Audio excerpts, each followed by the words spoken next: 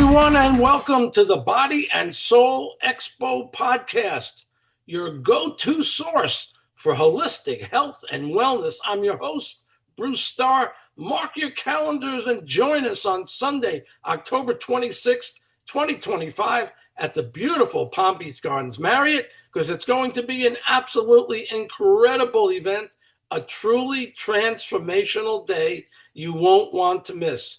We're proud to have sold over 60 incredible vendor spaces in just 6 short weeks.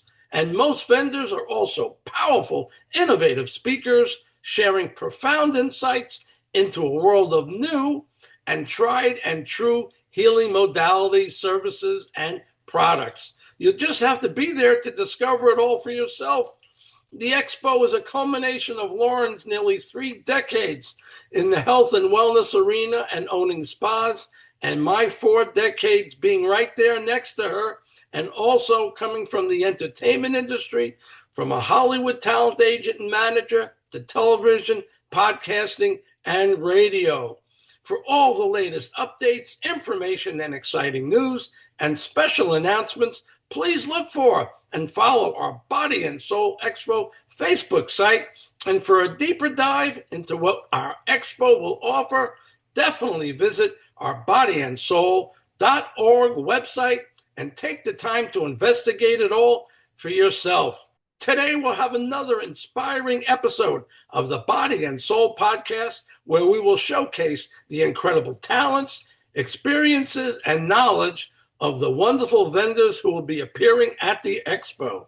Today, we're joined by Maya White, a professional astrologer and course creator based in South Florida. Maya is one of only 100 people worldwide certified in astrocartography, and I want to talk a lot more about that. It's a fascinating branch of astrology that helps people discover the best places to live on Earth and thrive and travel.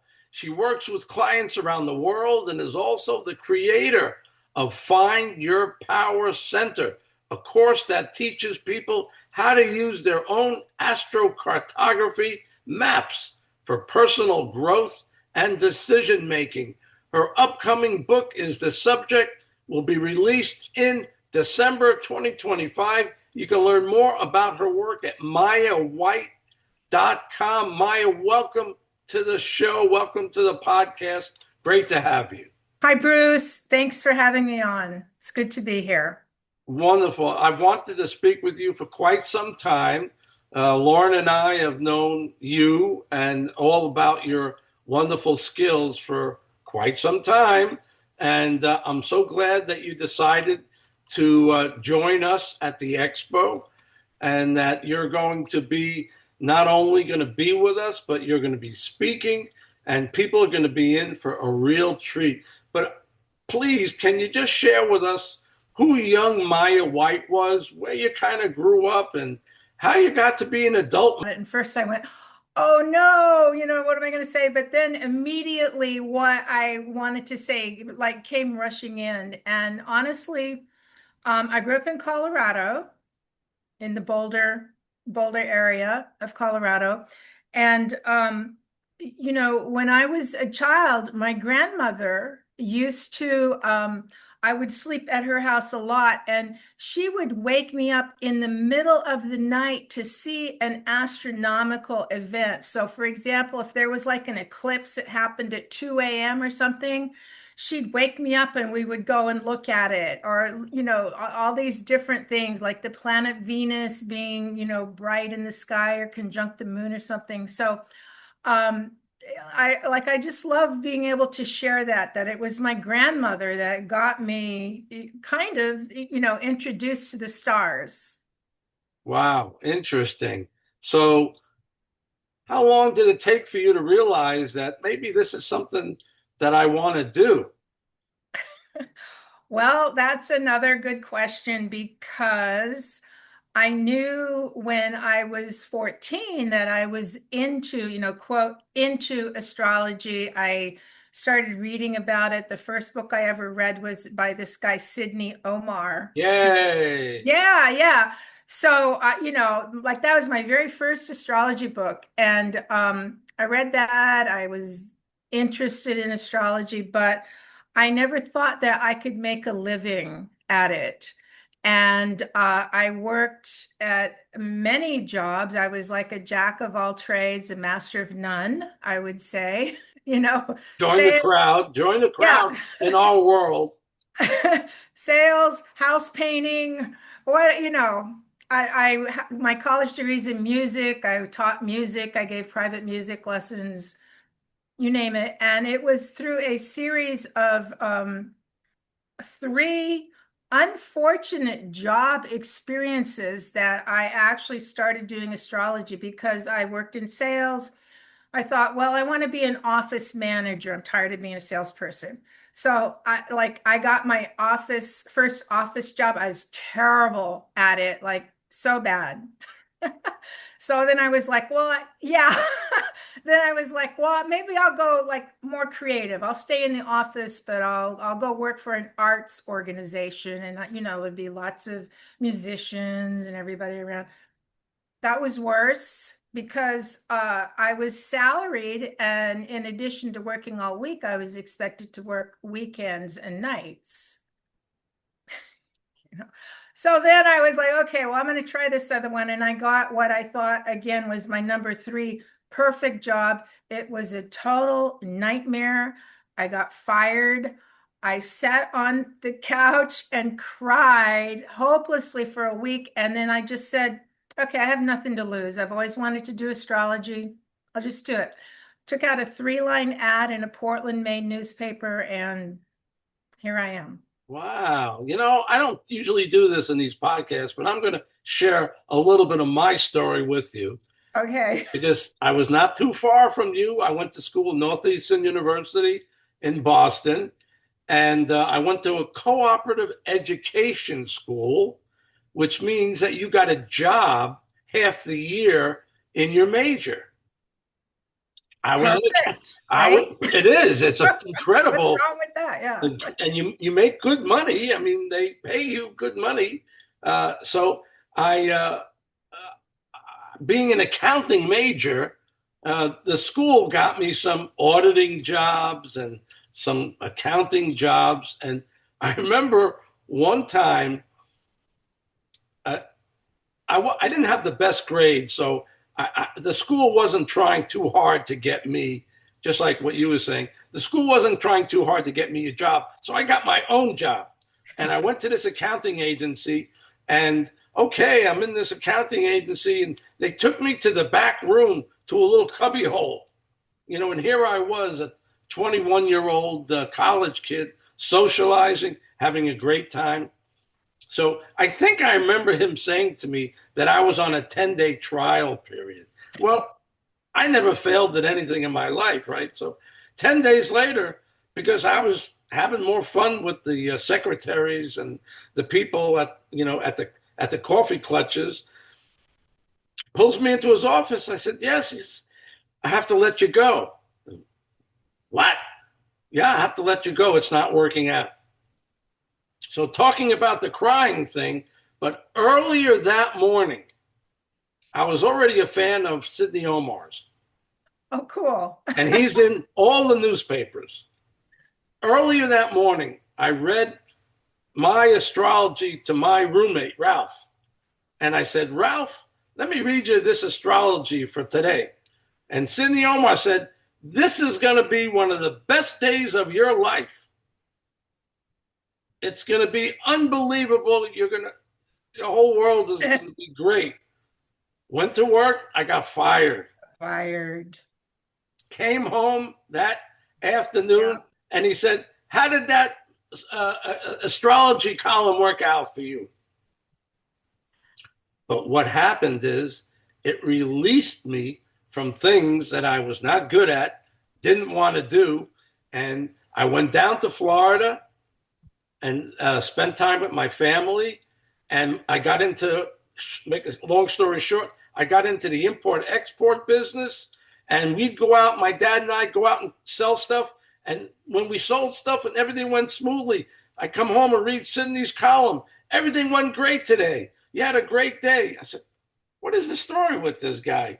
The next day we went out, couldn't sell anything. And he said, well, today was a little bit of a different day.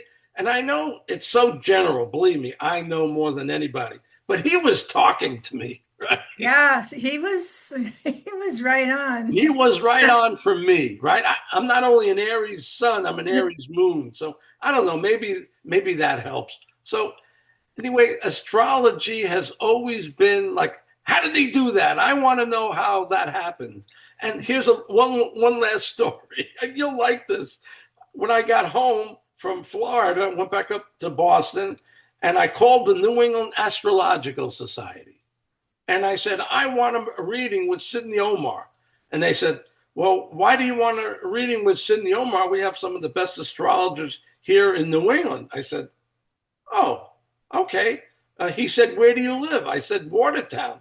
He said, Watertown? I said, yeah. He says, well, the president of the New England Astrological Society lives in Watertown. And I said, oh, where in Watertown? A block away from me. That's crazy. So did you get a reading with him? I became a follower of hers. Hers. Okay, For great. years. She taught me psychic development, uh, all this stuff, astrology. So I have quite a varied background Oh, in interesting. astrology. So I have just a quick mention about Sidney Omar's book. That first book that I ever owned, right? Over the years, I mean, I've moved several times. I gave the book away. Like first I donated it to this like little microbus lending library, right? And the library closed. So I myself went and I brought the book back. It's like, okay, I got it. So again, once again, over the years, because like dragging books around, right? Like it's one of those things, try to lighten the load. So I again gave that Sidney Omar, my very first astrology book, to a lending library. And when that library closed, I just happened to be there. And the woman that owned it picked up the book and she said, here, you should have this. So it was twice returned to me. Of course, I'm keeping it now. I have it, but it was just, especially the second time, the way it came back to me was just crazy. Wow. And astrocartology plays a huge part in my life because you explain the lines and then I'll tell you how. Okay. So astrocartography is a specialized branch of astrology, and it is also known as astrology mapping or relocation astrology. But it is something that helped me a lot. It just gave me understanding in my own life. So in 1992, I became certified, trained and certified by Jim Lewis, the guy who invented it. And the working premise of astrocartography is that the Earth holds a resonant memory of the planets that were above the Earth when you were born. So the location where the sun, where it was high noon, directly where the sun was directly above the Earth when you were born, it carries the energy of the sun. And the sun, the place on the opposite side of the Earth where it was midnight when you were born, also carries the energy of the sun, only in a different way, like in the inner nighttime part of your being, of your sun. So all of the planetary lines are expressed in slightly different ways, but the expression of the planet. Does that make sense? Yeah. Yeah. So before, when Lauren and I were together and we were trying to figure out where we should kind of live next, we were living in Los Angeles, and I knew about this, and I ran my chart through it, and uh, Lauren and I have a very interesting. She's a Scorpio, and I'm an Aries, Aries sun, Aries moon, Leo rising. Lauren is a Scorpio, Aries moon, Aries rising. Oh, wow. So when we first met, I said something different about this girl, and I did a compatibility chart.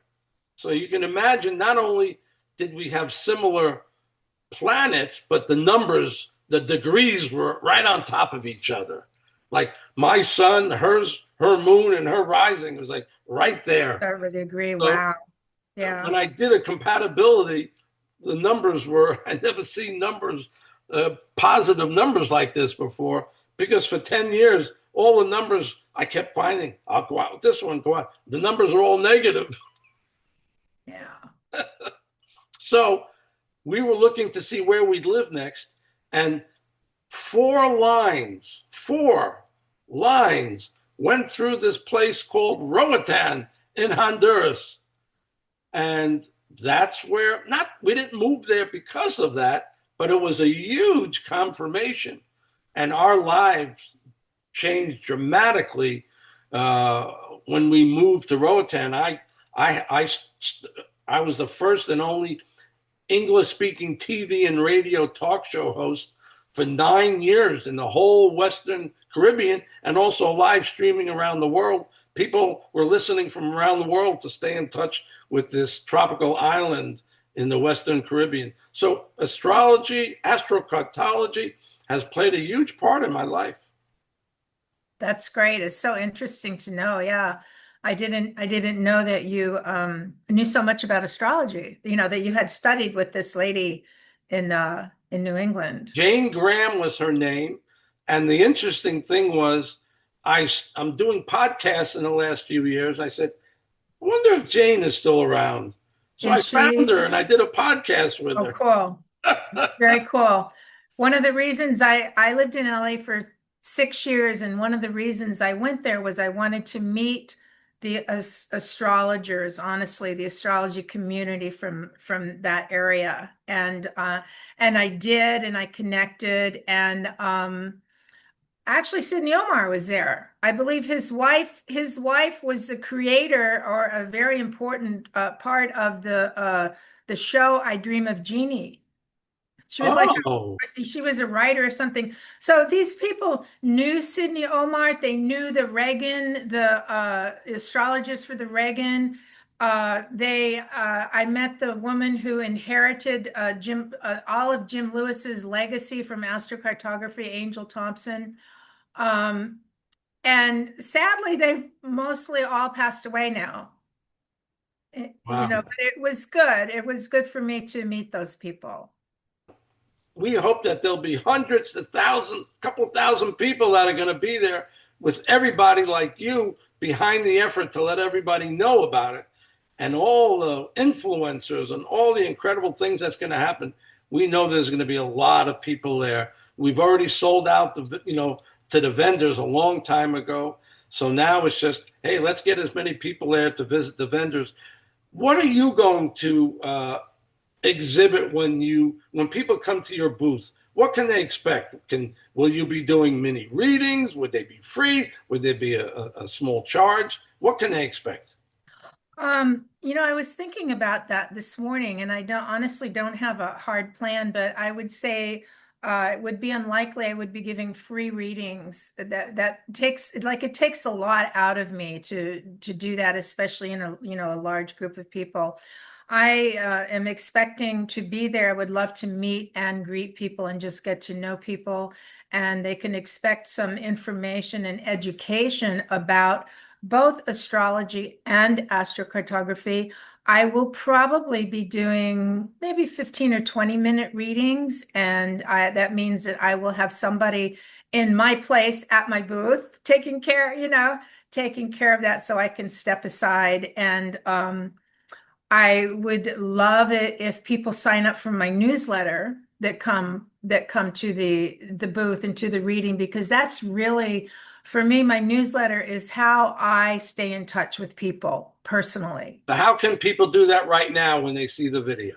They can go to my website and mayawhite.com, and right at the top of the page is an option, is a place to sign up for my newsletter. Excellent. Good, good. I hope these podcasts make people, rock stars before even the event happens. And because, we're going to do a lot of these podcasts, and the people that are in the podcast are blowing my mind about their talent and their skills and abilities. So I picture a rainy day sometime soon where it rains all day and people just catch one of these and they go, oh my God, I want to see them all. That's great. Yeah, for sure. So did you decide what you might speak on when you're given your half hour or 25 minutes to speak? I'm going to have to talk about astrocartography. Sounds very interesting. Very interesting. I might just Yeah. get up there with you and share Oh, my experience. okay. Because, astrocartography is astrology based very much. It's a person's personal map based on their date, time, and place of birth. So it's very unique to the individual. And Bruce, I'm so passionate about it because number one, every client that I speak to is every reading, if I have an accurate birth time, most of the time I do, it just blows my mind. I feel past lifetime stuff comes up where you have been, good places, bad places, places to avoid, places to seek out, places if you can't live there that you can tune into through a process called remote activation. So you can bring that area to you through food, energy, music, culture, relationships. So there, it's multifaceted, but I like the nuts and bolts of astrocartography. Oh yeah, and each planet has its own line that goes from here to there, and if you've got the Sun and Venus in the right place, hey, that might not be a bad place if you're single. You might want to go to look for your future husband or wife. I'll tell you something interesting. Out in LA, when I got my astrocartology chart read, my sun, Los Angeles' sun was square my Venus. And I did not have a rewarding time out there for relationships. It took me, Interesting. Was it also hard for money? oh, for sure. But Yeah. I just remember that Sun Square Venus. It was like when I saw that, I said, oh boy. I said it's going to be too tough. And I'm sure it was for that too, because I never really made any money to speak of.